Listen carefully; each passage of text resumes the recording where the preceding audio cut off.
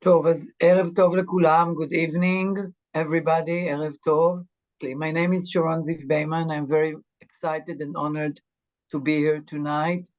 We have a great privilege to have with us Professor Craig from Mount Sinai Hospital in New York.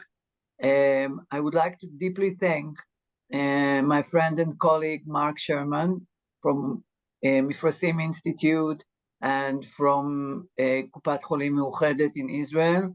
Mark made the connection with Professor Katz and made it possible for us to meet Professor Katz. And I would like to thank Professor Katz. I would like to thank you, Craig, for contributing this workshop. Craig, Professor Katz is doing it voluntarily and is sharing his enormous knowledge with us. Mark will present Craig in a minute in more details, but I would like to say that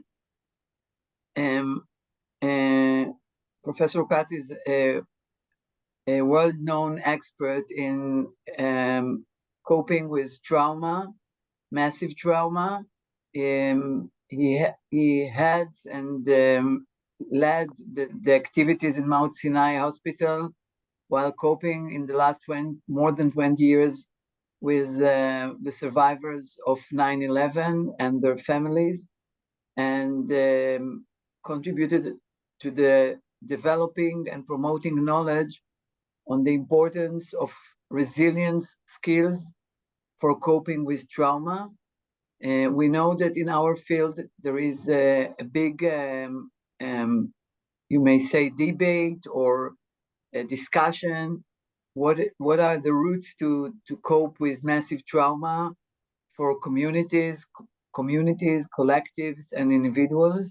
And we know that it is the interplay, the dialectic between processing the trauma and activating resilience skills and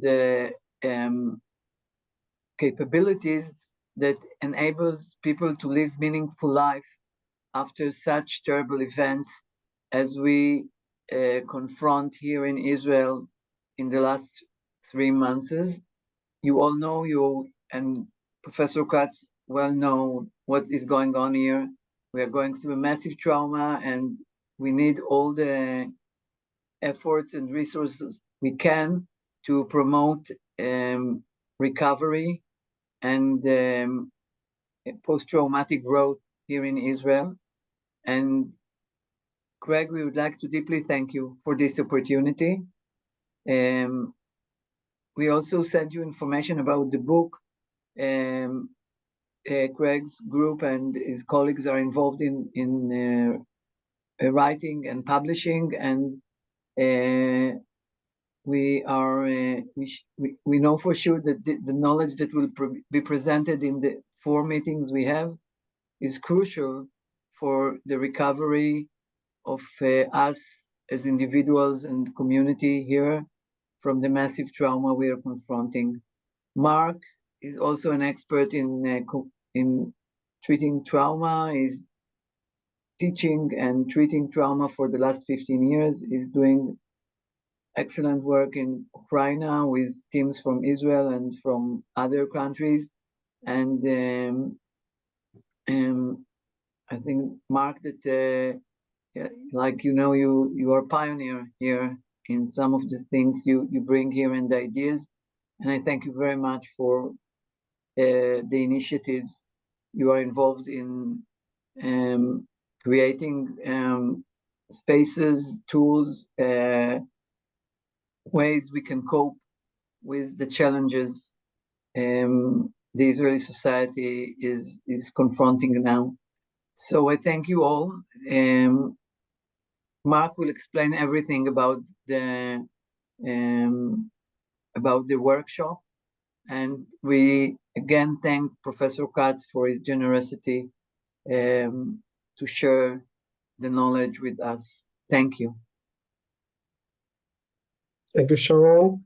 It's such an honor to have you here, Professor Katz. Professor Katz is a clinical professor of psychiatry and medical education and system design and global health in the ICANN School of Medicine in Mount Sinai. He has served in various clinical and administrative roles since joining the faculty in 2000.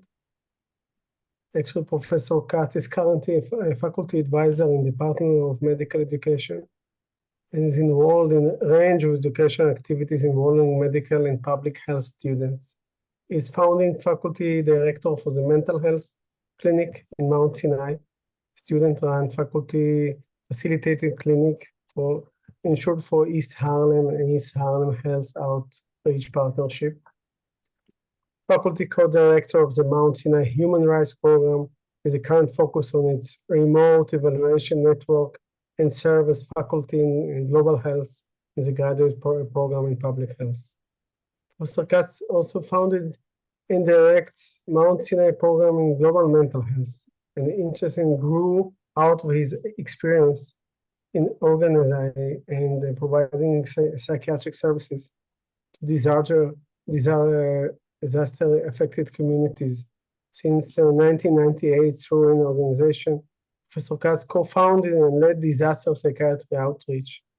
Those efforts include organizing the psychiatric response to 9/11 in New York City, including starting and for many years directing the World Trade Center mental health screening and treatment program for 9/11 responders. He is currently the special advisor to the Center of Stress, Resilience, and Personal Growth. It's great to see it come together, treating trauma, stress, and looking for resilience and also personal growth. Mounting a system-wide program for addressing healthcare workers, mental health issues arising from COVID-19. It's such an honor to learn from your knowledge. We have today over a presentation about all the model, all the 10 ingredients of the model you and your team develop and have a research on it. And the next 3 workshops, we're gonna ask the participants, the first 12 each time, who will write themselves on the chat. They're gonna participate as a group. We're gonna lead together. Thank you for it. And also each, I believe 15, 20 minutes, as you ask, we'll make room for questions and just write it on chat, and I will ask you and try to answer all the questions we have. So thank you again. It's such a great honor to have you here. I invite you to the stage, or virtual stage. Okay. Thank you, Mark, and thank you, Sharon, for having me. And I appreciate you all taking your time in the evening. Erev Tov. So I'm going to talk today. Today is a lecture, a lot of information about resilience, and as Mark said, in the next 3 meetings we'll do the workshops that I'm going to describe to you. So today is a lot of my talking, but I would encourage you, if you have a question along the way, to, I guess, put it into the chat, and Mark, I think, will be monitoring the chat and can let me know, because when I share my screen, I won't even be able to see you, and I can't see all of you anyway. So please feel free to interrupt me, and it won't be an interruption at all. So I'm going to share my screen now. Okay, so hopefully you can see this. So this is an introduction to resilience and resilience workshops. And this is what I'm going to do. I'm going to talk about resilience, defining resilience, which is an interesting topic, very, very briefly on the biology, talk a little bit about research, talk about post-traumatic growth, talk about the resilience factors themselves, and then talk about how to measure resilience. And then I'll explain how we've been doing the workshops here at Mount Sinai here in New York City. So it's a fair amount of material, but again, please jump in with questions, and Mark will alert me to the questions. So just to start with kind of a reflection. I know Israel's been encountering a challenge of a lifetime, to say the least. But just for you to be thinking as I'm talking today, what was the last challenge that you encountered? What was your mindset at the time of the challenge, and what was helpful and what wasn't? Today, and talking about resilience, that's what we're trying to really kind of talk about, right? Is how to manage challenges that come along. And I think we all, certainly you in Israel, but everyone on this earth can relate to this in so many different ways, I think. So my first off, I'm going to try to define resilience. So I like to use tree imagery to kind of think about it. So before I get into looking at actual definitions, just to think about it from images. So, can we think of resilience as sort of bending in a harsh wind, but not breaking, like this tree? Do we think of resilience as bouncing back just to the way you were before, unchanged, the same tree that you were before? Or could we think of bouncing back better than ever, right? You went from maybe that tree, now you're this beautiful tropical tree. Is that resilience? So I throw out those questions, and I'm not going to quite answer that yet. But these are lots of different definitions of resilience, and hopefully I'm not going to give you too many. But again, I kind of like you to be thinking about this, and I wish we could have a forum for discussion. But maybe at the end we can talk about your thoughts. But this is from just a basic dictionary, right? So the idea of resilience being, something. This is a kind of a physical definition, something that's being bent or compressed, and then returning to its original form. Right, so that's sort of like one of the trees I described. So basically being put under pressure and then coming back to your original form, kind of like squeezing a ball, a sponge ball, and then it bounces back. Here's one from someone named George Bonanno, who's a psychologist here in New York at Columbia. And his definition, it's a kind of a wordy definition, but his definition, if you read it, basically says that someone who's resilient basically maintains stability through the trauma. So that you basically, it's like, maybe it's that tree bending in the wind a little bit at most, but basically you don't really bend too much, if at all. That's his definition of resilience. Some other definitions from the American Psychological Association talks about resilience as a process. So adapting in the face of adversity and trauma and tragedy, et cetera. And it, talks about bouncing back, which kind of gets that original definition of squeezing something and having it, reinflate. So kind of bouncing back from adversity, trauma. So this is a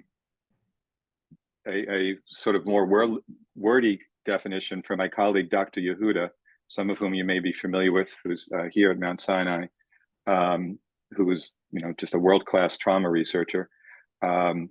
And she talks about, sort of a re-putting back together of the self that's involves conscious effort, and integrating as positively as possible lessons learned from an experience, right? So she's talking about it as a process, as a integration, as an absorption of lessons. And then Dr. Maston, another person, talks about, resilience as a capacity, again, to adapt and restore the viability of a system, or even to help it develop. All right, so you start to see overlaps between these two things. But the reason I'm underlining things like capacity here and in this prior slide, adapting, because those are action. Right, and part of the discussion around resilience is it a trait, or is it something you do, or is it something else, right?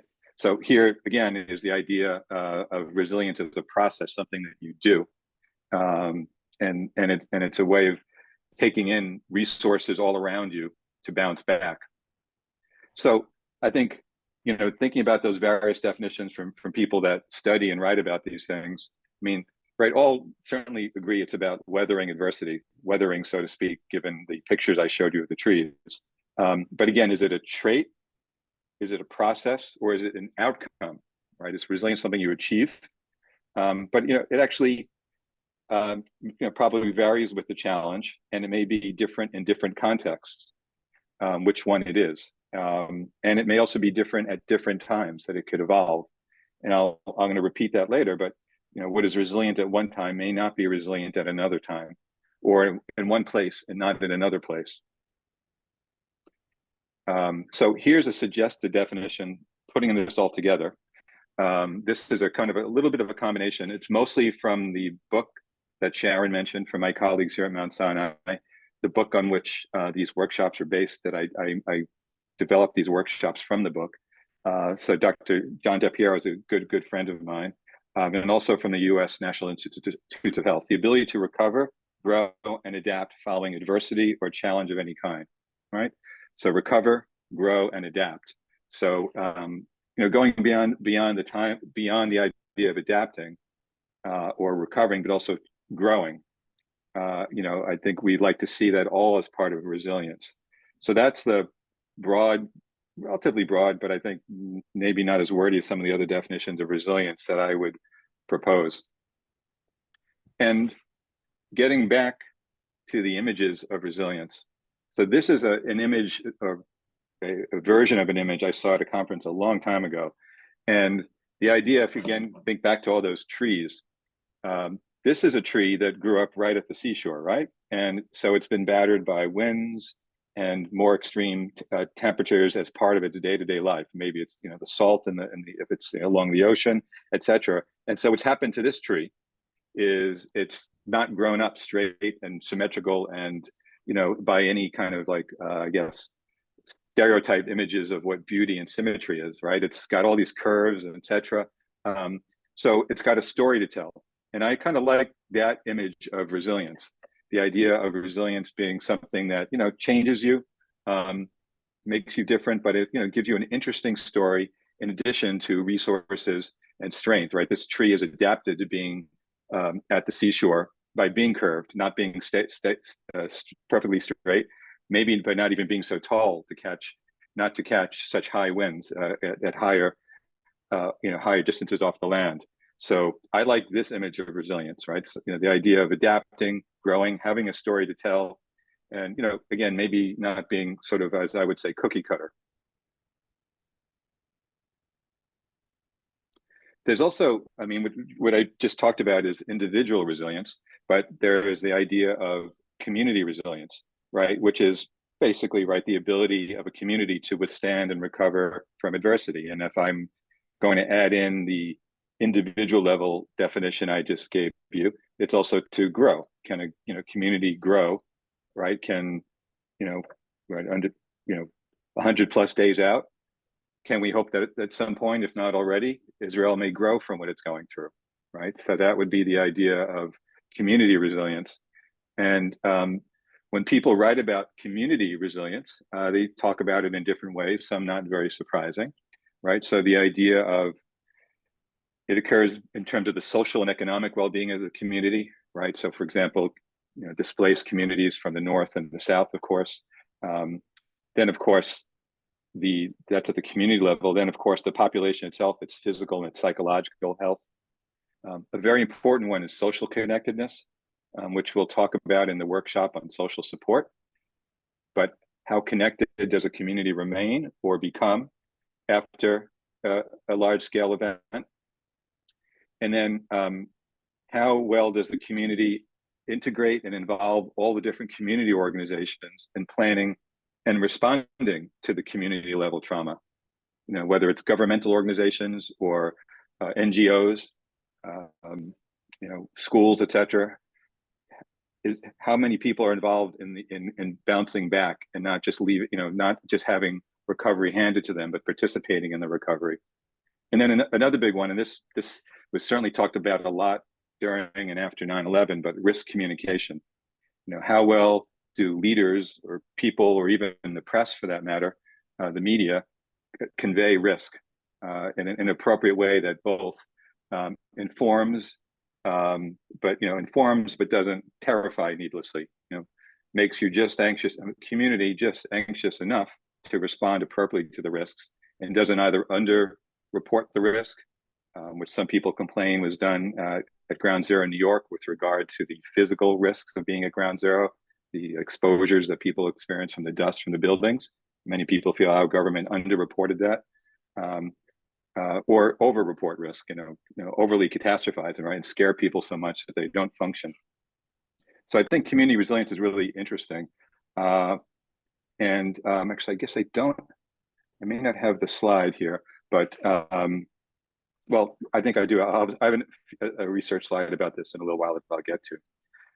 Very briefly on the biology of resilience, I'm not a biologist or neuroscientist, but like a lot of things in the human experience, there are so many things that go into what is resilience. And at a physical level, right, hormones, neurotransmitters, genetics, epigenetics, and of course, how much stress one is exposed to, certainly in early life and across life.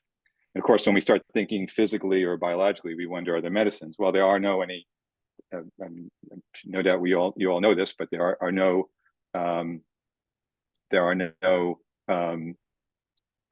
medicines that we know that enhance resilience, or at least are approved by specifically regulatory agencies to enhance resilience.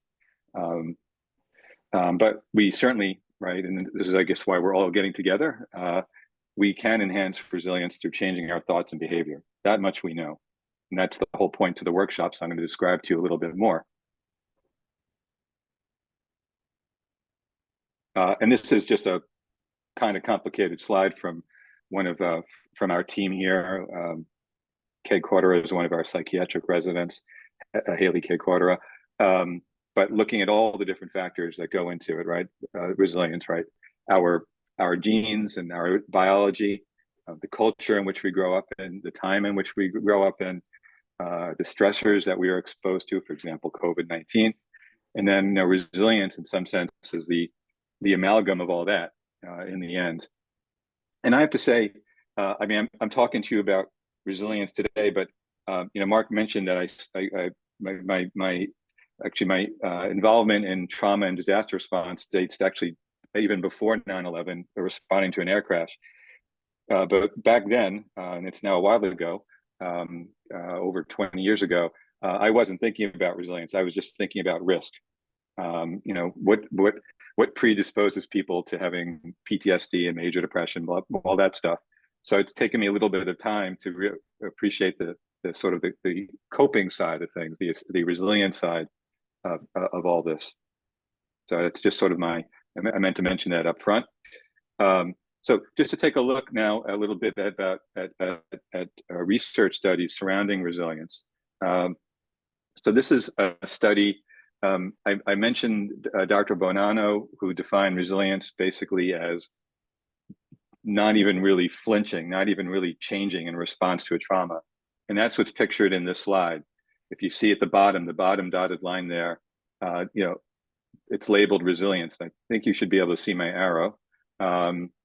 So this is, again, how he depicts resilience. Maybe the y-axis is how much disruption in functioning, or you can even say how much distress somebody has. So he defines it as barely a bump at all in that, and so you're more or less steady. And then he has all these other curves, but I just show you this to depict his version of resilience, which I have to say I don't fully agree with. But this is to get back to a research study I was starting to anticipate, which is this was done following, you may know, Hurricane Sandy was something called the Superstorm Sandy that hit New York. I lose track of time. I think it was 2011, I believe. And some researchers went into a part of New York City that was hit the hardest. People that were living in public housing through the New York City Housing Authority. Because there was actually quite quite poor areas in parts of some of the barrier islands that were hit hard by the superstorm. And what they did a few years later is they went in and they talked with the residents of these communities just about what it was like for them, and particularly about the response and the recovery and evacuation decisions, as well as how involved they were in the recovery efforts, and what they thought about future preparedness for storms, which we of course are anticipating in the era of climate change. And what they came up with was in doing these interviews with them, I think is a really interesting concept, which is what they call the resilience reserve. And what they talked about is that this particular community had a particularly hard time in the face of this superstorm. I mean, anybody would if it slammed into your shores. However, this community's resilience reserve was low because it was a relatively impoverished, fairly highly crime-ridden area, and therefore the members of the community have spent so much of their resilience already just coping in day-to-day life and in the low, let's say, the individual level traumas that they face in their lives, and just trying to get by economically. That when it came time to cope with the storm, massive trauma, they didn't have as much resilience. They had spent down their resilience reserve. And I think that that's a really interesting idea. The kind of idea of resilience is almost like fuel. And it also speaks to the idea that resilience has to do with not just the individual, but their circumstances. Many people, some people, and maybe you've had this thought, some people criticize emphasizing individual resilience for people that live in very awful circumstances. They feel that, talking about the individual being resilient if they live in a neighborhood that's crime-ridden, or, that's, right, prone, of course, to terrorism and other, threats and insecurity, that how resilient can you expect them to be, right? It's putting too much onus on the individual and not putting enough on their government, or if it's in the workplace, on their employer to make the work environment safer and more secure. So that's a criticism. And I think that I have thoughts about that, which I'm happy to address at some point. But I think resilience reserve kind of speaks to that. How much does life take out of somebody even before a massive trauma like October 7th happens and the war that followed, right? How hard was it for them before? And in fact, in this study, they talk about how maybe this community was a little too resilient to begin with. In other words, they were almost too good at coping, so that one, they weren't ready for a big scale event. Two, they got ignored by our government, the city and state government here in New York, because they were kind of making do on their own, which is somewhat of a political comment, I suppose.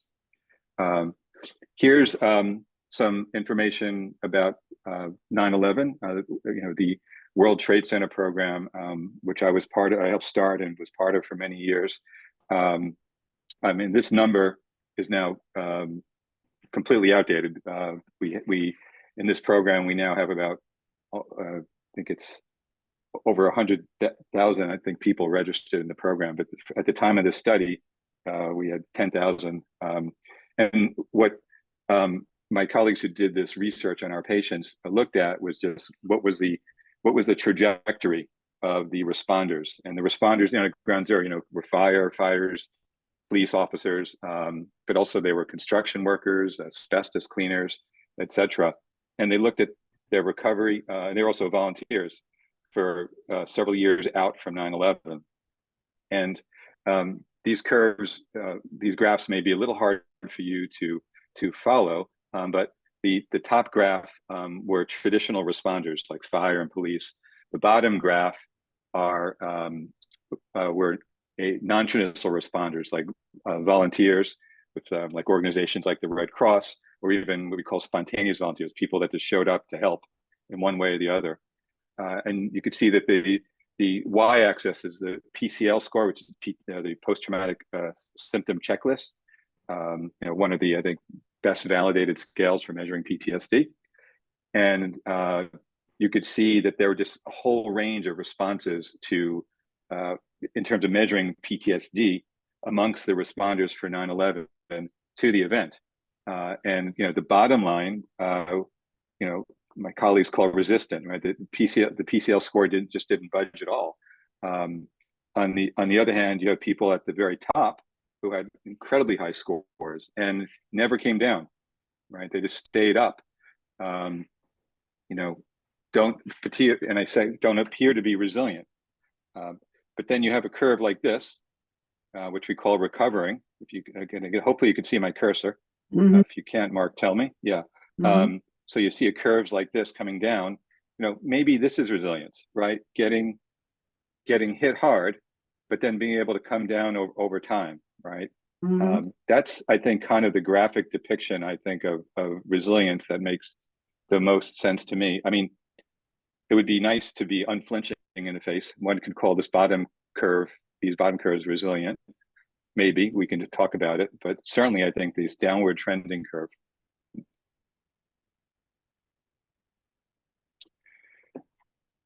Talking about resilience, but as I mentioned, I was originally, when I started working in this area, which was a complete coincidence, my getting involved in this, I was very focused on risk factors. What are the risk factors that make people more likely to have I guess you might call it psychiatric reaction to a trauma or a mass trauma? And these are very well validated. So these are sort of the counterpoint to the resilience, right? The things that predispose you to not doing as well. And the most common, of course, would be the dose of the trauma. How badly were you affected? Did you lose family members on October 7th? Were you physically injured? Were you displaced? Were you economically impacted? Those are all elements that go into a dose of a trauma. And then, have you had prior traumas? And for that matter, how did you cope with the prior trauma? It is, of course, we hope, and that's the whole, in a sense, the point to resilience, that from a trauma, you come back maybe stronger, wiser, maybe psychologically a little bit, having more coping capacity. But on the other hand, many people go through traumas and don't cope well, don't get help. Having a prior psych history is a risk factor, at least a psych history that is where maybe one is underdiagnosed or undiagnosed or undertreated or not treated. And then, the fourth one is an important one. And this is, I've had a little bit of a chance to talk with the Ministry of Health in Israel after October 7th. And, their concern, of course, is with all Israelis. But, I was saying to them, this is a way to stratify need. And look at risk, and particularly people whose lives, and number 4, people whose lives were not going so well before, people who are living on the economic edge of life, for example, are going to have much bigger problems after an event like October 7th. I mean, it makes sense, right? You're just more vulnerable. Your tree is already a little bent or broken. And that's the kind of community to be focusing on when you only have finite mental health resources. Having support is a big way that people cope, right? So if you don't have support, that's a risk factor. If you do have support, that's a resilience factor. So that's an important one as well. And then secondary stresses is another risk factor. And that is, in other words, if you are displaced from where you live in the south or the north, but your job is in the south or the north, or some of your family stay behind, you're separated from the things that you normally do, that's a secondary stress. Or what it's like to be living in a hotel or, any kind of setting, that's temporary and not your home, that's a stress. There's some, we call non-modifiable factors, things that you can't change. Gender, for example, being an ethnic minority is probably a risk factor. Anyway, those are the counterpoints to resilience, the flip side. And then there's an idea called post-traumatic growth. And I think this is, again, something that over time I became more aware of. So post-traumatic growth relates to the positive psychological change a person may experience as a result of a struggle. And I underline struggle because that's important. The struggle that somebody has in the face of a trauma or a challenging life circumstance. And we think it's both a process and an outcome, right? You grow and then you've grown, right? And it's so, and colleagues like Kanataku, who's cited here, who studied resilience, they talk about post-traumatic growth, talk about growth in 5 different areas: a sense of personal strength, how well one feels related to other people, spiritual or existential changes. The 4th one is probably the one we're probably all most familiar with: an appreciation of life, a renewed sense for being grateful to be alive, for example, hopefully, and then a sense of new possibilities, which is sort of related. So those are the 5 areas that they feel people can grow in, and the way you get to this is potentially through resilience, right? So, if this is just then to tie together resilience and post-traumatic growth, PTG, post-traumatic growth. So interestingly, if someone is resilient to begin with, then they are less likely to struggle, and therefore probably less likely to grow. If someone is less resilient to begin with, then they actually have more potential to grow. Not everybody has to grow from a trauma. Ideally, we all should, I guess, in an ideal world. If you're going to go through something bad, hopefully some good comes from it. On the other hand, if resilience is an outcome and not a trait, if you look at it on the right, then maybe one can grow at the same time that one develops resilience, right? If resilience is not just a trait, but something that you can achieve, right? And again, that is kind of the way I'd like to think about it too. Resilience, we don't want to leave out resilient, in a sense, think, oh, gee, resilient people can't grow. I think they can. And that's why I think resilience is far more than a trait. It's something that's modifiable and something that we can do, which is the point to the workshops. And this is, I think, a really important point. So if you look at this graph and post-traumatic growth and resilience, the bottom is PTSD symptoms, like increasing scores. I think it's on the PTSD symptom checklist, right? So the higher the score, right, the more severe. So if you care about growth, if you're looking at growth, then what you'll see is that people with lower PTSD symptoms actually don't grow as much as those with at least moderate PTSD symptoms. On the other hand, if you start going to the far end of this axis here and have more severe PTSD symptoms, then the growth falls off again, right? So the idea here is that having, let's say, post-traumatic stress disorder is not only it's not incompatible with resilience and growth, but in fact it can foster growth if it's not too severe, right? So having PTSD doesn't mean someone is not resilient. Having PTSD or other post-traumatic conditions, I would say like major depression, doesn't mean someone can't act resilient and become more resilient. In fact, you actually need some of that struggle. And I think that's what the next slide shows. Yeah. So this slide again emphasizes the struggle.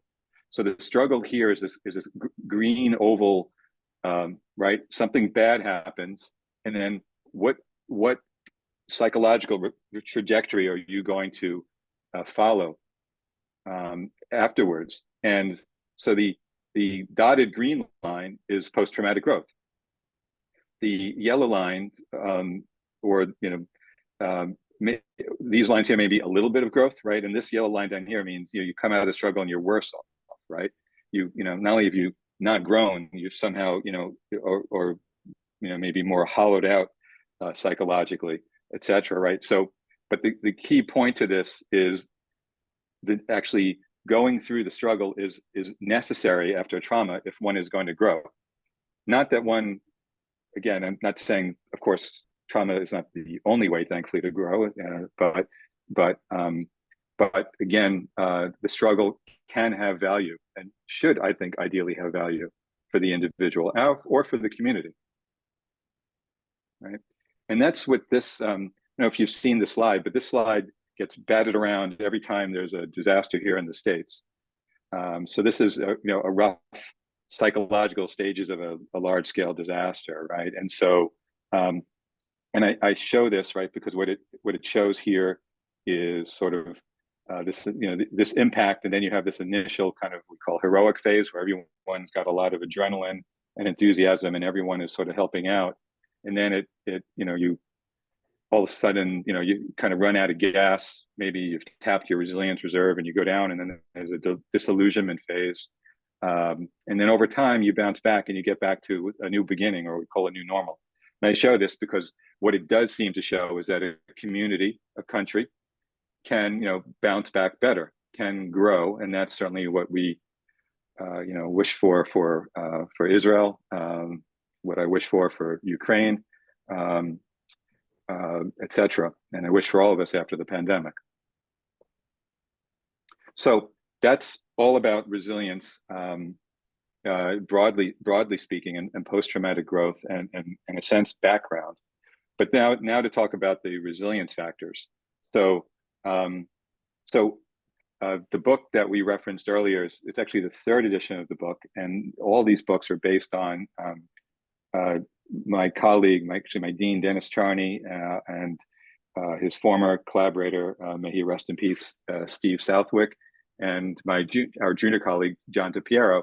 These resilience factors they came up with from interviewing originally Vietnam prisoners of war, and talking to them about what made them strong and what helped them to get through and survive, and then talking about other people, including most recently talking about how people struggled during COVID-19, and that's why there's a updated version of the book. And they came up with these 10 different resilience factors, again based on these interviews, but also looking at evidence for these factors in neurobiological studies. So these factors come from a combination of neuroscience and just and psychology and interviewing, and I'm going to talk about them a little bit. I'm sorry, Mark, go ahead. I think maybe it's high time for one or two questions before you go. Sure, absolutely. I see Nav asking the definition of resilience doesn't include the ways a person who experienced the trauma see himself and his resilience. He just wants to go back to what he was and find it difficult to come to terms with a new identity, as it is well represented in the representation of the tree you represented before. How do you build an image of resilience after feeling completely helpless? And I'm asking, right. Well, I mean, I think we wanted to talk about. One is, I think it's important to talk about how the person saw themselves before, and so you want to get a sense of where they started from before, and what they saw as their strengths. And of course, we hope that they saw themselves having some strengths before, presuming that they did. And this is more about the event itself, and how helpless they might feel. Here, I mean, we'll talk about the different resilience factors, but I think to say this would be, I think, a little bit like cognitive therapy in a sense. Right, looking at sort of like an absolute statement, such as I have nothing to cope with in this situation, right? Sort of absolute black and white statements. And so I think the image of the self, you would want to get at it by deconstructing some rather extreme views. Now, again, if you get a sense that the person before the event was didn't see themselves as empowered and strong, then you have a bigger challenge. But if it's really more about the event, then it's going to be a lot easier, I think, to get them to think about themselves in a different light. Another question I would like to ask you, I'm thinking about Martin Seligman going through unlearn helplessness to learn optimism. And I hear you also talking about how it took time for you, coming from psychopathology, like a psychiatrist, to importance of resilience in your work. How the changes happened? Like, what convinced you you have to put in resilience to help people to cover themselves and concentrate on resilience together with trauma work? Well, I think I was trying to think in terms of public health, and I was trying to think in terms of prevention. But I also think it was, well, I think when originally I got involved in doing disaster work, and we were partnering with the Red Cross here in New York, they were afraid that we were going to come in and diagnose everybody. Psychiatrists were going to diagnose and treat everybody. And we showed that we didn't have to do that. But what I learned during 9/11 is I saw many of my colleagues trying to diagnose everybody. Like they didn't know how to think outside of a diagnostic framework. And so I saw colleagues who were diagnosing somebody with PTSD like 3 days after 9/11. Didn't make any sense. It was just not, just by the definition, the symptoms had to be for at least a month, right? And at that early phase, when everything is in flux and you don't know what's happening, being scared and afraid is normal and probably adaptive. So even though in the end, I think we fixed that, I saw the tendency in my colleagues and in myself to not know how to deal with somebody unless they give them a diagnosis. And I wanted to deal with people as people. And therefore I came around to the idea of strength. And then I read my dean's book and it all sort of came together for me. It just made sense to be thinking in terms of resilience. Does that answer your question, Mark? Yes, thank you. Yes. Shall I return to the slides? Yes, please. Yeah, and I think I did see that somebody asked to show the last slide. I don't know if this is a slide they meant. Yeah, so these are the resilience factors, and I'm going to talk about them in a bit more detail now. I think, let's see, one by one. And by the way, I'm happy. I think we're going to share these slides anyway. So I think so. Thank yes, you. we are. Yeah. Thank So you'll have this. So don't worry about it. So okay. So item 1 is called realistic optimism.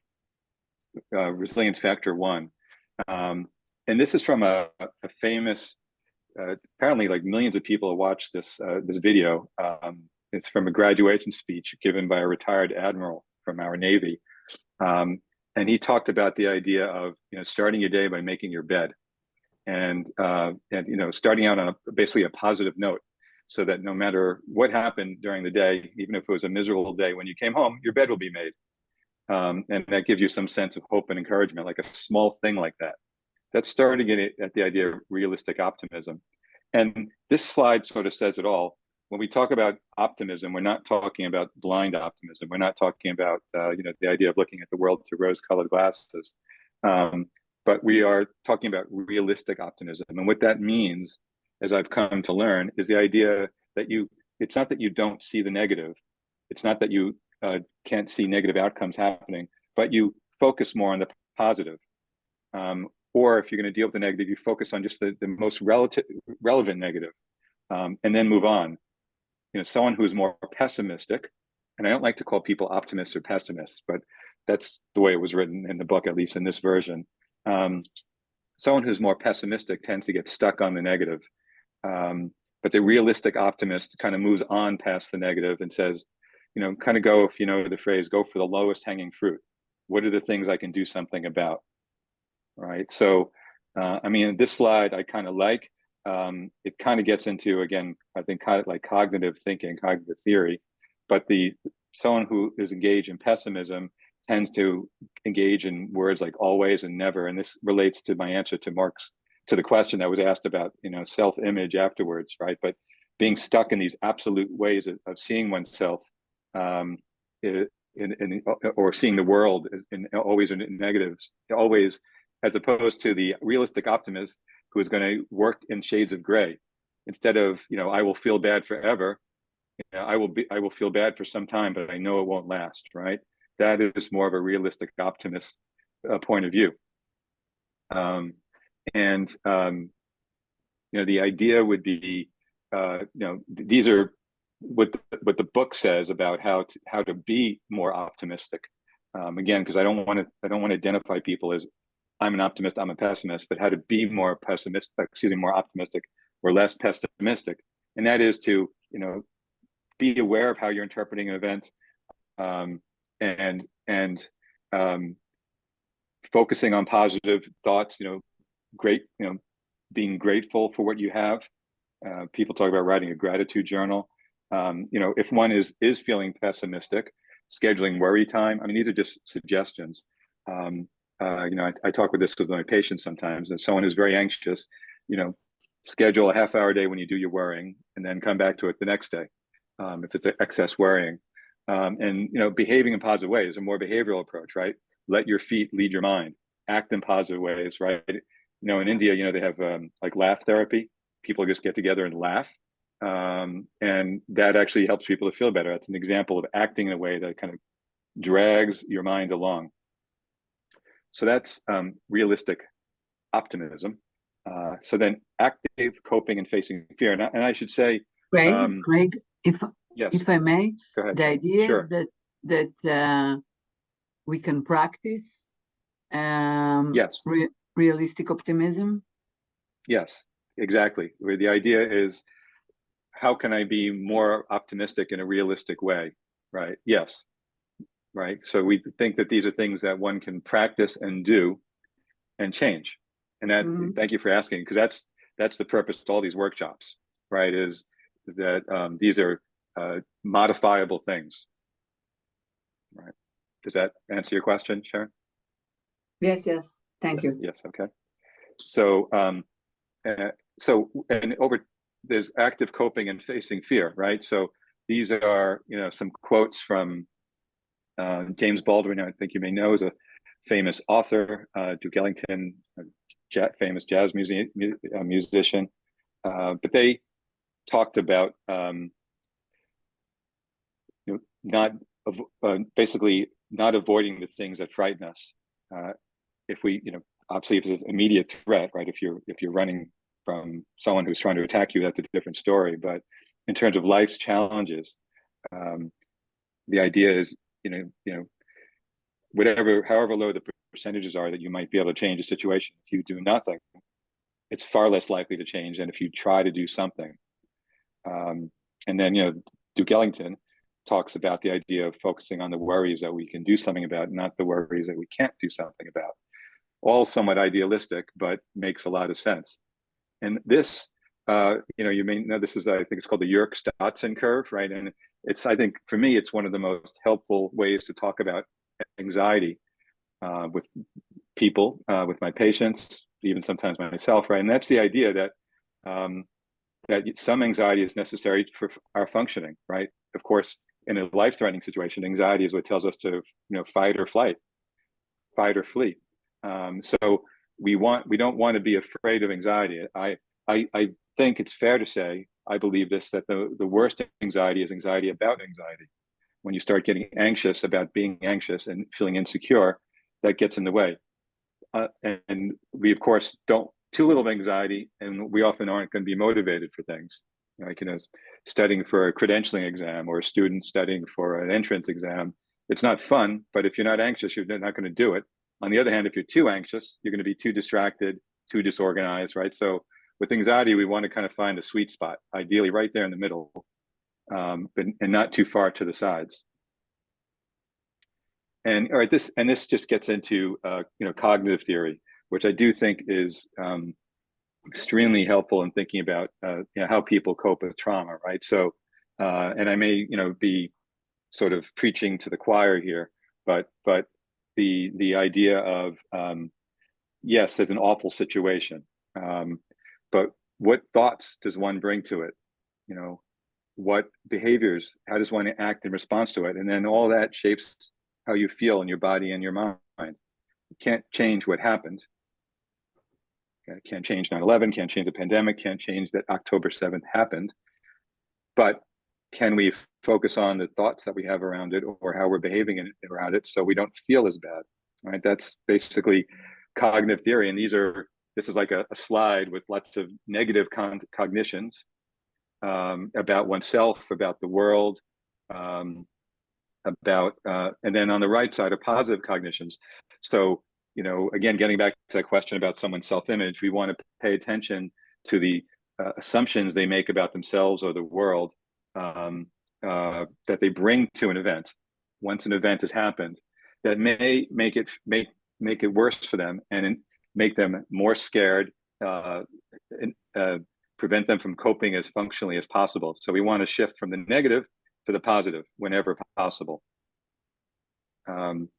So when we talk about facing fear, I think the main idea is the first one, which is to avoid avoiding. Mm-hmm.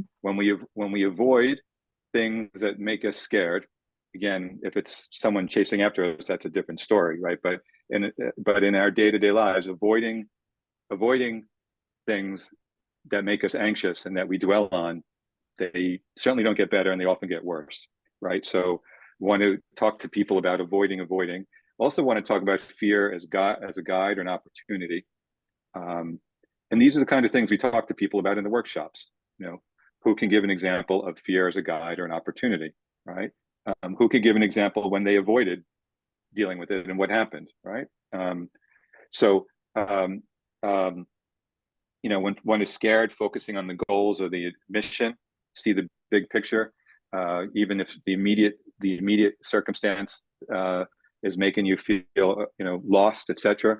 Why am I here? I'm sure. I hope all those IDF soldiers are keeping the big picture in mind. Learning about what scares you, knocking it down to size. Sometimes with fear, we need a push, right? In other words, if you're afraid to jump in the pool, hope maybe somebody gives you a little push into the pool, not a shove, but a little tap to jump in. Learning skills to address fear, bring down your physical response to fear can help you deal emotionally, like deep breathing, etc. So I won't go through all these in more detail, but this is what we talk about in the workshops. Then, of course, there's physical fitness and living well, right? So, right, I think Freud said, right, the ego is first and foremost a bodily ego, right? So how the body goes, so goes the mind, and vice versa, of course. So in some sense, this is probably the one kind of workshop that some people feels the most obvious, or maybe the most naive, right? But the idea of taking care of oneself physically right after a trauma, it's extremely important. And bouncing back may involve, it's usually not a good time to start a physical exercise regimen, but if you had one before, getting back on track. Basic eating and sleeping. I just remember, like after 9/11, for example, these like police officers, security officers who were, I watched one of them kind of just standing around one of the doors to this big giant armory where people were gathering, and they were just kind of hopping on their feet, and they looked so weird. They didn't look like they were keeping the place safe, but they were overtired. They had stayed on their shift extra long because they just wanted to be there and help, but they weren't taking care of their basic needs. So in fact, if we actually needed help with security, they were like the last person I would have wanted to help me. I wanted them to go home and get sleep. Now, this is obvious, but people really do need to be reminded of this when things are going bad. And then again, doing small things in the course of your day, like making your bed example, and then letting yourself feel distressed, that it's okay to feel distressed under the circumstance, which I think I've seen one of the biggest challenges with that during the pandemic, at least, amongst health professionals, my fellow physicians who think that they're not allowed to feel distressed, or not allowed to show that they feel distressed. A big part of these workshops is to, I think, also validate distress and say it's okay to be distressed. And we use this model that we took from the U.S. military, they call it a stress continuum model, and we've actually we did a little study. We created ID badges that people could wear, nurses in particular, during the peak of the pandemic, that could wear this badge, and they could sort of see where they were on this scale. And, putting in terms of basic colors, green, that you're just good to go. Yellow, you're starting to be a little distressed. Orange, things are getting worse. Maybe you have sleep issues, etc. Red, maybe now you're into actually having a psychiatric disorder. And at least thinking about where one is. And we paired nurses up, so we did a buddy system where they were checking in with one another on this. I think this kind of stress awareness is important. Again, when people are very focused, maybe too focused on a mission and not focused enough on their well-being, they can't do the mission, right? And this is the peer support program that I referenced. So we gave people badges with this, and they would check in with one another. Are you ready? Are you reacting? Are you critical? And then on the reverse side, we kind of paired one-word terms with it. Reflect, pause, and red would be refer to a mental health professional. So we talk about that in this workshop. In this workshop, we also talk about ways to physically reduce tension. This is something, I don't know how many of you are familiar with, called box breathing, which is the idea of so much of the tension that we hold in our body, which then translates into tension in our mind, and then vice versa, has to do with holding in our breath too much. And so the idea, for example, box breathing is to you draw a box with how you breathe. So for 4 seconds, you breathe in. For 4 seconds, you hold it. For 4 seconds, you let it out. For 4 seconds, you just pause. And doing that over and over again, it only theoretically is 16 seconds each. So it should be very easy to take a step away from a stressful situation and do it. Or most stressful situations is a way to kind of start to reduce the body's effect on your sense of stress. So we talk with people about that. And there are lots of other relaxation exercises.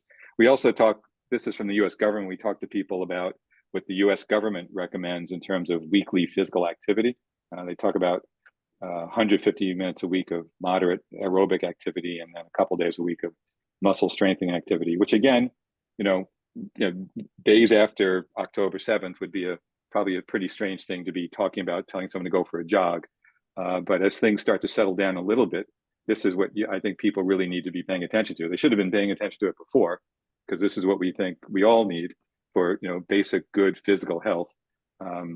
But even more so, I think, in the shadow of a mass trauma, this is something important to emphasize. I often say I wish my consultation room was like at the back of a gym, so that people would have to go use the gym on their way in or their way out. So, okay, another resilience factor. Craig, sorry. If I may ask, you said the first point about managing fear or facing fear is like accepting fear. And if you can expand a little bit, what is the meaning of accepting fear, where people are bombed in their houses or were attacked by terrorists in their houses and now they're out of the house, or many of members of the family were killed or raped or kidnapped?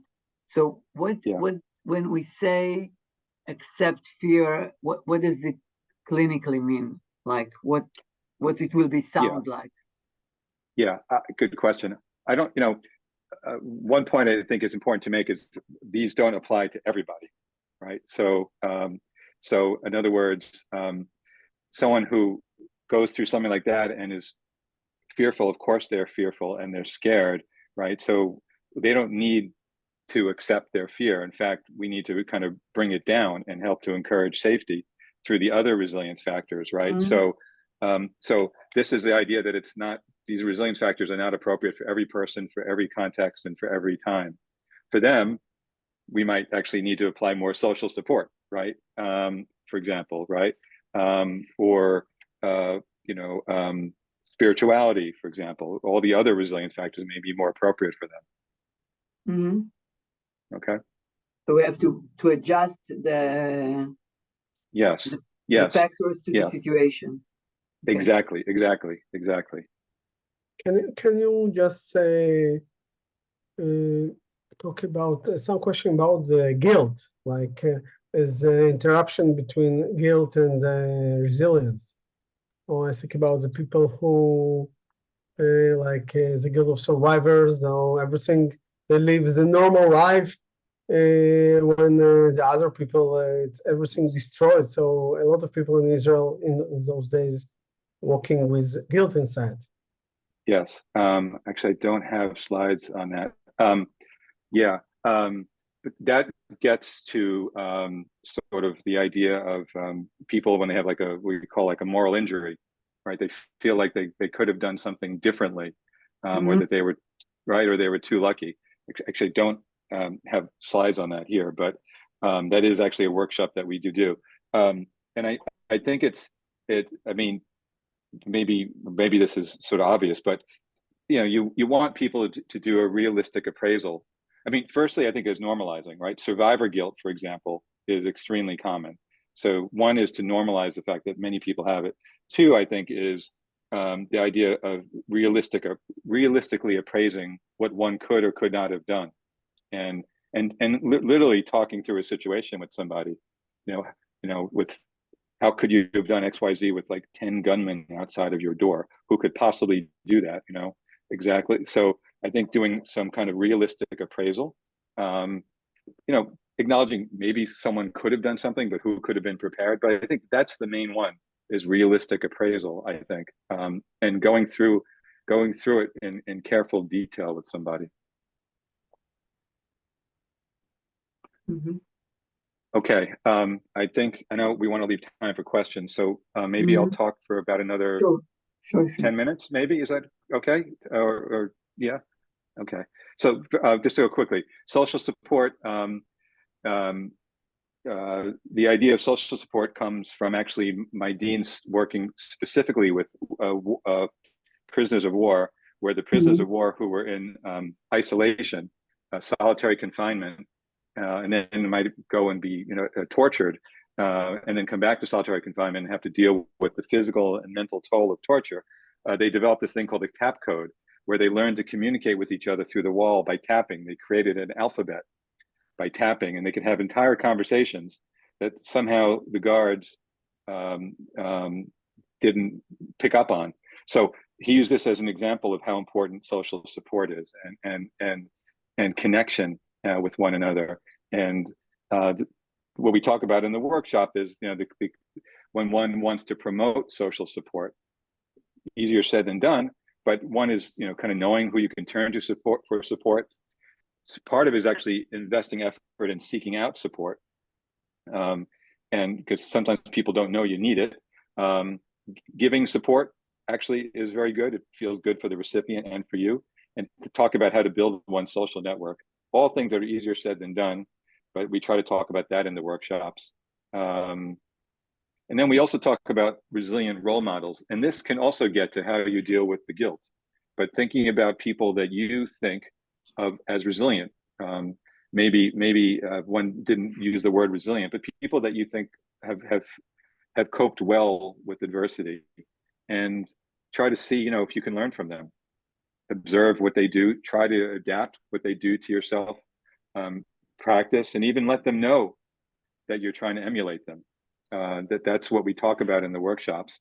And this graph on the right just shows, without going into the details, that people that have a positive, resilient role model are less prone to depressive symptoms after a trauma.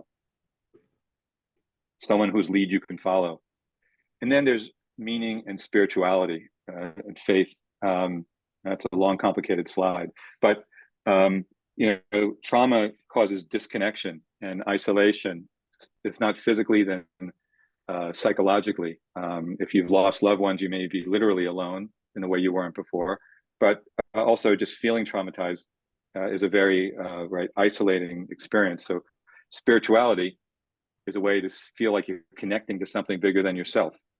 Not just people, that's the social support, but something in the world, in your town, in your community. And it may be religious, it may be, something more of an actual faith tradition. So if people are lucky enough, it's hard to make somebody spiritual. Although I think people are more spiritual sometimes than they realize. And certainly, we often talk about finding religion in the foxhole, but if someone is lucky enough to have religion or be connected with it, it's enormously helpful, both for the connection to larger things as well as the fellowship that comes with it. So we talk about that in the workshops as well. And we also talk about meaning, right? And this is from Viktor Frankl, right? Who you probably know, or wrote about, the psychiatrist who wrote about his experiences surviving the Holocaust. And we talk about the sense of having a sense of purpose. Some people debate these statements, but the idea is, if you have a sense of purpose and something to live for, somehow you can bear a lot of things. And certainly reading some of the stories I've read about what people went through on October 7th, clearly they had a purpose as well. And so we talk about that in the workshop as well. And I think the second line is very important. When you're facing a challenge, you kind of think about, what is life asking of me or expecting of me? Why am I here? What can I do? Is a very deep, profound question, I think, that can help people rise to the occasion for themselves, their family, their community. And I know there are many such stories. Just really quickly, there are lots of different ways to measure resilience. I'm not going to go through them unfortunately right now, but I will, at the end, I will put these things into the chat. But there's the Connor Davidson Resilience Scale, which measures traits. And then we developed a scale that measures behaviors, ways that you can measure what resilience promoting behavior somebody does. You could give them a score as well. And on that, even though, again, I'll stress that someone should not be expected, none of us should expect to be resilient in all these different factors. Okay, to get to the workshops, and then I'll finish. So the goals of the workshops, and we're going to do some model ones over the next few sessions, is to define that session's particular resilience factor. And then we really spend most of the time try to relate that factor to the group members' experiences. And then, in trying to practice that factor or not. And then we talk about how to foster that factor, how to promote it, develop it, and then try to have people thinking about a plan for themselves for how to incorporate that if they want to. And we have, I have a handout called a resilience plan. And most of the workshops contain a little bit of an excerpt from the book that I mentioned. Then we talk about, we collect stories from the group members about, again, how they relate to it. We brainstorm about, what works, what doesn't work, sharing, what's worked or doesn't work in terms of any given factor. Mm-hmm. And then ideally, we have people fill in their resilience plan at the end, or at least think about it. What is their action plan around that, if that's one that they want to focus on. And I'll share at the end, I'll put into the chat just a resilience plan. It's not very complicated, just a list of the resilience factors, how one feels about it now, and how one wants to aspire to it, if at all. And so it's a 6-workshop series that we have. We're just going to do 3 of them. But these are the ones I just went through. I didn't get to, we only briefly talked about the moral compass, which gets to the guilt. But I just talked about all these already. And these are the messages that we really want to get across in these workshops, right? That resilient people face challenges, right? It's hard to be resilient unless you have faced challenges. Resilience unfolds over time. After a trauma, it's not something that's necessarily immediately apparent. Being distressed doesn't mean someone is not resilient. Resilience often involves growth. One grows into resilience. That was what we talked about. Resilience may differ across the lifespan. What works at one point of life may not work at another point of life. And we might talk about examples of that. Few people are resilient in all ways. Actually, I think probably none of us are resilient in all ways. If you gave us each like a resilience report card, all of us have things that we're better at than others. Like, I love to exercise, right? So that's great. Am I as good at facing my fears? I'm not so sure. And then, resilience occurs in the context, right? So in other words, someone who's locked in a safe house with, terrorists banging on the door, who could be, how do you define resilience under those circumstances when the threat is so overwhelming and horrific and uncommon? So those are the messages. The workshops typically take about 45 minutes, although we did create these like 10-minute quick huddles that we do when we actually go and talk to nursing staff in the middle of one of their shifts. But on average, they take about 45 minutes, sometimes less, sometimes more, depending upon your attendees. And really, the goal is just to get people to talk and share. And I to some degree, I feel like the resilience stuff is just a vehicle for getting people to open up and share and connect with one another. And that a big part of the workshops, as much as the content, is also the support, the social support that actually comes from being in the groups themselves and sharing. So yeah, I think the process of the workshops, I think, is probably as important as the content. I think I can't prove that. And just quickly, we have a little bit of data on the workshops we've done at Mount Sinai. People largely feel that they feel a lot less stress after the workshops.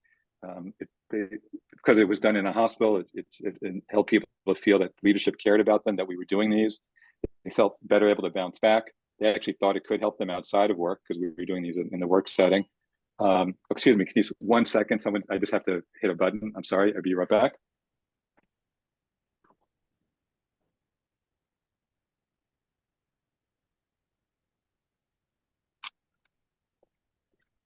I apologize, it's something I had to turn off. And also felt that it helped them with their job. So we have some outcome stuff. Even from these brief 10-minute huddles, same thing. We got really good ratings, even though we were talking with people for 5 or 10 minutes. These seem to work. We're not doing double-blind. These 10 minutes interventions are group interventions or individual interventions? Group. We gather, let's say, all the nurses on the unit, take them, tell them to pause from their work, or we catch them at the beginning or the end of their shift, and we talk through one of the factors with them. So it's group. And the beginning is psychoeducation talk, you explain, and then they share a little bit? It's mostly psychoeducational, and then some questions, because obviously you can only do so much in the middle of someone's workday. So yes, and I did share with Mark the curriculum for that. So we do have that also. Because we realized it was very hard to get staff to come sit down for 45 minutes. They all just wanted to go home, which we understand. So we try to make it briefer. So we're a little surprised that these ratings are this good for talking with somebody for 10 minutes, but that's at least what the data shows. And this is just more of the same. So concluding, resilience can be defined in lots of different ways, but it's ultimately about weathering adversity and ideally growing from it. Thinking about the resilience reserve may be helpful in understanding resilience. Resilience is a mix of psychological and biological factors. There are a number of specific actions and ways of thinking that can help cultivate resilience, promote resilience. One does not need to be resilient in all ways to be resilient. And then, I just encourage you to think about, like, just personally, going back to the reflection exercise from the beginning, what is one thing that you've taken away from today that might help you to build resilience in your life? That being said, as Mark said, and we said a few times, we are going to do some model workshops. So I think the idea, on February 1st, we're going to skip next week, but in 2 weeks, facing fear and active coping. Then we're going to do February 8th, social support, and then February 15th, faith, meaning, and spirituality. And that is the talk. So I'll turn it back over to Mark. First of all, thank you. Thank you for this inspiring lecture. I think what I personally take from it, I'll ask the question, but the simplicity, it's just gives a GPS. We're all looking for some complicated therapies in this complicated situation. And sometimes it's a simple ways to help people. I think about 10 minutes or 45 minutes of just helping people to find the keys for their own self-resilience and just facilitate them how they, as community or as group, can help themselves for the short time. So thank you again. I agree. It's not neurosurgery. Mm-hmm. Yeah. Mm-hmm. And I think in Israel, also in different countries, just a lot of psychologists think it's not complicated enough, or it's not important enough, like it's not my job. And sometimes it's such an important job of psychologists to lead the patient to find their resilience behind the trauma and to find a way to rebuild the resilience active way. Mm-hmm. Yeah, I think some of this, this is not, Freudian theory.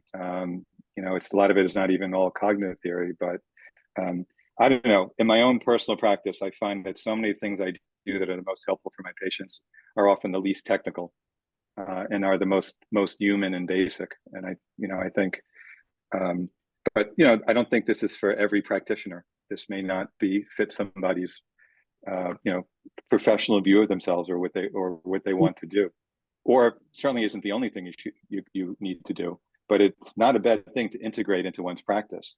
Mm-hmm. Craig, and there is a request from the participants if you can show for a short time again the slide with the 10 factors. Sure. And I will wait a minute so you. Okay.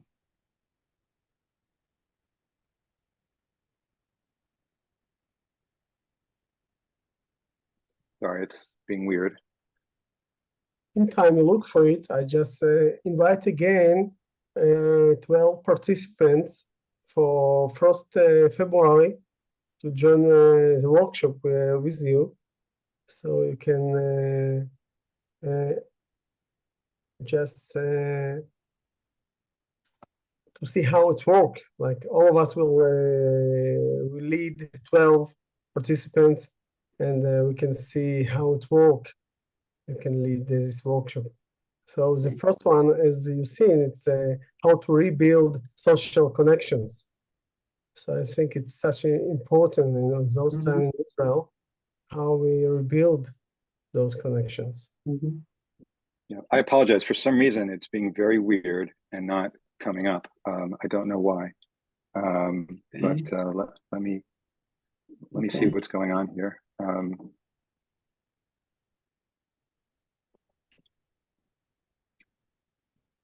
Oh, I see. Okay, let's try that again. Sorry. Okay. Great. Thank you. Yeah.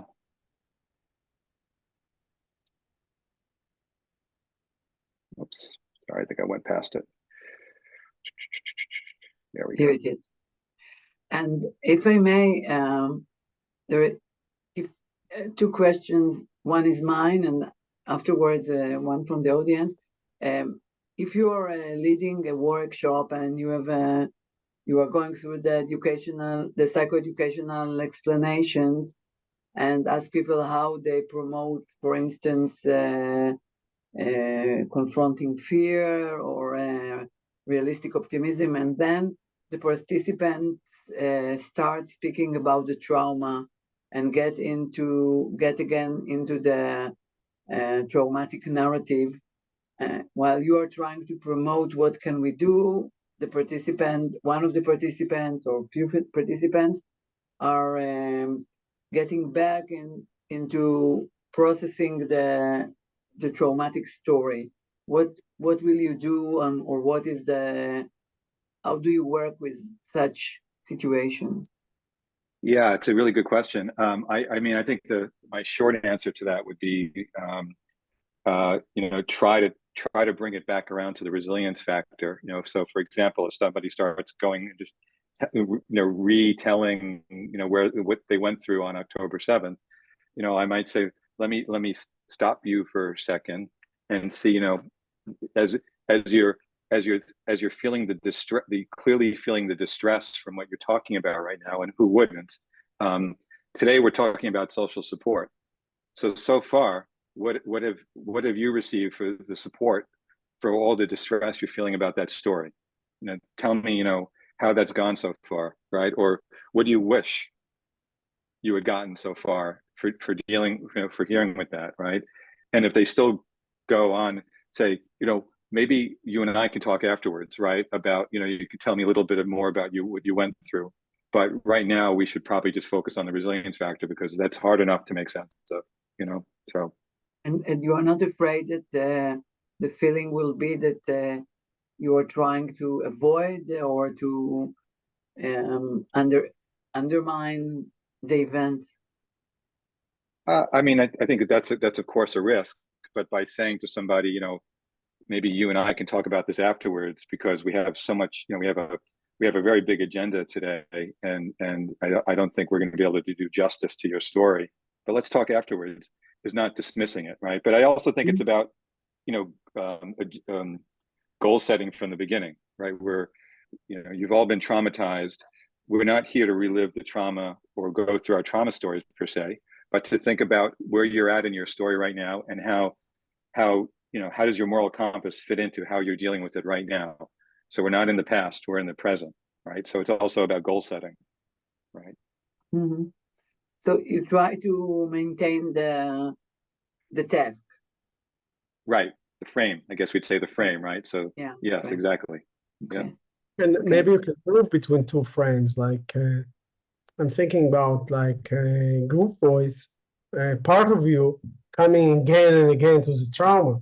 It's what's happening after traumatic events. And part of you came here to find the way out of your trauma, like the way to resilience. So like Yes. just point it, and we can like in pendulation, just stay enough time in this point of resilience and to pay attention when your mind coming back to the trauma, and you can go back to resilience and how we can make it like a group. Yeah, we don't want to ignore the trauma. The point is not to go through, I mean, you can't completely ignore it. You just don't want to have to go through the whole trauma narrative, right? And you want to make it's a group. We think the group process is very good for this. I mean, this could, of course, be done individually. We think the social component is also very important. So, we want to be able to use anyone's particular example to help the whole group and not just the individual, right? Mm-hmm. Easier said than done, but. Mm-hmm. And is there a special format for therapists? Like people asked in the audience if you have a resilient workshop for compassion fatigue or for supporting therapists who contain heavy dose of trauma those days. Well, we like to think that these are all purpose and that they can be adapted. I mean, there's nothing, we're changing, we're tweaking them all the time. And even the people that do them, everyone does it in their own different way, but they are meant to be sort of for any person. We actually use these in East Harlem, which is a sort of an inner city part of Manhattan. We went out and did this in churches. We taught church leaders in the largely African-American community how to use this for their congregations. And we used mostly the same material. We just changed some of the quotes so that they were more from like the Bible, for example, so people could relate to them better. So we think, our opinion is that these are quite adaptable to the circumstance, and they're not like super structured. I would think of them as semi-structured. Mm-hmm. Mm-hmm. There was a question. And I have to apologize. I can't find a way to share with everyone in the chat the handouts I have for some reason. But we will send them via email later. Okay, very good. Okay. I'm sorry, Mark. The age, like from which age it's appropriate, and some people ask about the monitoring for kids or teenagers. And what is your experience in resilience? My wife is a child psychiatrist and always accusing adult professionals of ignoring kids, but these have been really developed with adults in mind. We have not modified them for adolescents, for example. And I think I think that's a good project, and I'd be thrilled to work with somebody on that. But we just haven't done that. Partly because I developed them originally for working with firefighters, and then we developed them for working with our healthcare professionals. And so we've always been focused on adult populations. I think it's another point what you told to me when you teach this model, just to remember, it's also for us, like a therapist and psychologist, and it's also for our patients, like how we lead them to resilience through those 10 points. Like some of the therapists can say, okay, maybe, first of all, I think it's important to have GPS to resilience, how it drives them. But I think some of them can say, okay, I know it, but when it's well organized and you can teach your patients how to get to resilience and rebuild it, it's such important. I think it's being very human. I mean, I share a lot about myself. I use examples from my own life when I do this, and I always say that working in a post-trauma setting, you have to think of yourself as a person first, a health professional second, and a mental health professional third, right? You know, you have to be very human and very real, and not too shrinky, so to speak. Mm-hmm. Maybe last question. People asked if the different colors of the 10 factors has any meaning. No, just Okay. how we made the slide. It's a good question. Okay. Okay. Okay. Okay. So we are looking forward to the workshop. Yeah. And Thank you everybody. Really appreciate your attendance. I hope you're safe and well, and your families are. And I guess at this point, it's Lila Tov now. Yeah. Yeah. Okay. All right. Thank you very much. Thank you Take so care. much. Thank you, Mark. Bye-bye. Thank you, Craig. And we You're are welcome. looking forward. Very good. Take care. Okay. Bye-bye.